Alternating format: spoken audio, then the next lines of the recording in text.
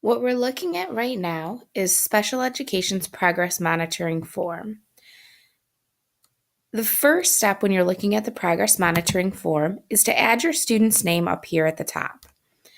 So I'm going to be working on Nick's Progress Monitoring Form. So I've got his name on the top. The second piece I'm going to want to write is I'm going to want to write his name here in the portion where it says student name.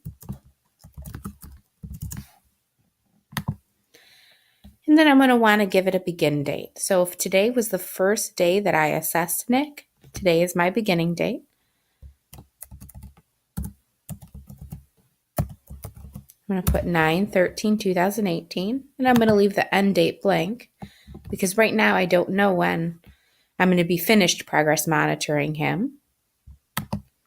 And then down here, what I can do is I can copy his goal that we're working on. For right now, I'm going to leave this box blank, and I'm going to write what assessment I'm working on with Nick. So right now we're working on letter identification. So we're going to be using the letter name fluency assessment. Down here, I could write any notes that might be relevant to what we're doing. This is the cool part of the form. So we have our progress monitoring data, and we have it set up to do 9 different assessment periods. You may do more than 9 assessment periods. If you do, we'll just start a second form at that point. We're going to enter all of our scores as either a percentage correct or words per minute. So when I gave letter name, oops, and I had spelled letter, looks like wrong up there. Let's fix that before I move on. When I'd given Nick a letter name fluency assessment, the first time he had 43% of his letters correct. As soon as I put that information in, it graphs that data for me. If I put another assessment in, so let's say I assessed him later on the next week, and he had 52% of letters correct, now it's graphing both of those data points for me. The next time, we're at 54%. Okay, now what we see when I have 3 is 2 lines. The dark blue line is Nick's actual scores. The light blue line is the trend line of his data. So let's say the next time he had 34. His trend line is adapting as I enter scores in. So Nick's performance has been a little bit all over the board. And you can see every time I enter data, I can see what is happening to his trend line.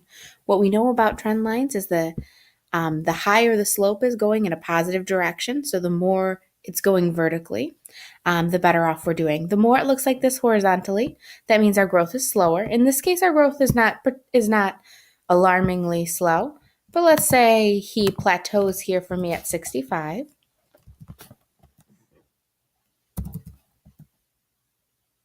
Okay, at 65%.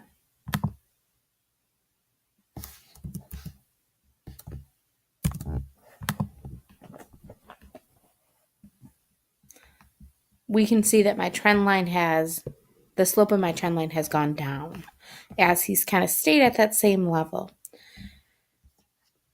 On the second page of this, so they'll have 2 tabs at the bottom. One is for your progress monitoring log. The second is kind of an optional form.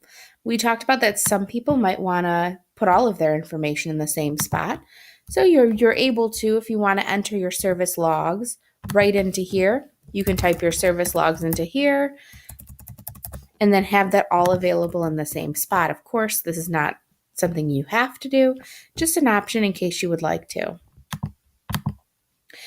When we have filled in the entire progress monitoring form, when I've made it to 9 weeks, we'll have to make some decisions. Is this still the way I'm going to progress monitor for our next session? Or has the student met this goal and we need to move on to another assessment? So those are all decisions we're going to talk about making.